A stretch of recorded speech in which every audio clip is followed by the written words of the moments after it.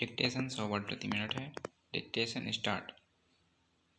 श्रीमान, आज जो विषय आपके सामने पेश है उसमें अनेक सदस्य काफ़ी समय से रुचि रखते हैं। इस नए प्रदेश के बनने से उनको इस बारे में सोचने का अवसर मिला।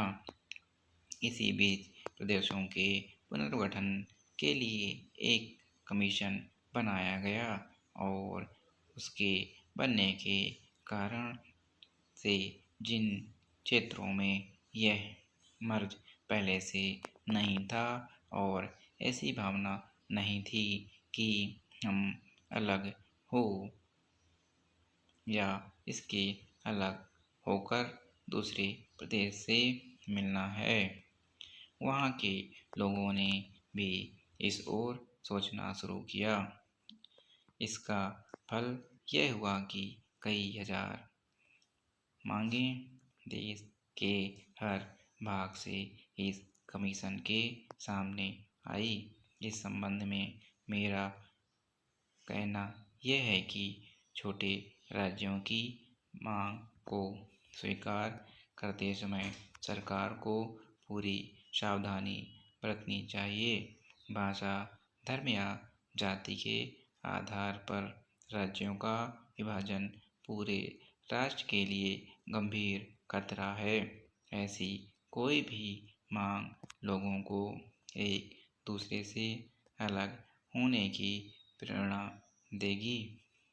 अतः हमें ऐसे मामलों पर पूरी सावधानी बरतनी चाहिए और विभाजन की मांग को अधिक महत्व नहीं देना चाहिए। अभी हमारे किसी सदस्य ने यहाँ पर कहा कि हमारे होम मिनिस्टर जहाँ भी गए हैं उन्होंने इसी कमीशन का उल्लेख किया है। उनका ऐसा कहना ठीक है तथा इसमें कोई हर्ज भी नहीं है। मुझे कमीशन के कार्य से पूरी तसल्ली है।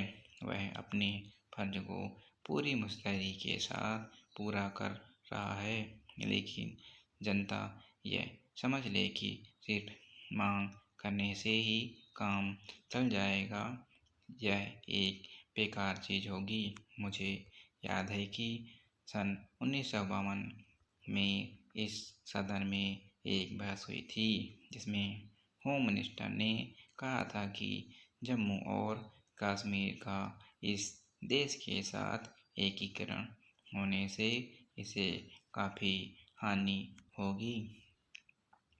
सीमा कर से उसे जो आय हो रही है वह एकीकरण के बाद रुक जाएगी।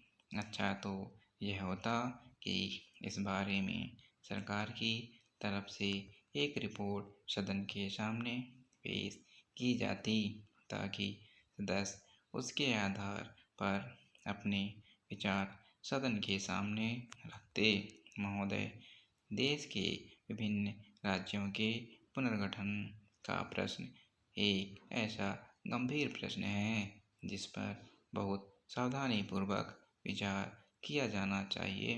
यदि इसमें कहीं भी ऐसा संकेत मिलता है कि सरकार छोटे राज्यों का गठन भाषा और किसी जाति विशेष के आधार पर करने जा रही है तो संभव है कि पूरे देश में हजारों मांगें सरकार के समक्ष आएंगी, जिससे यह प्रश्न सुलझने के स्थान पर और भी जटिल होने की पूरी आशंका है।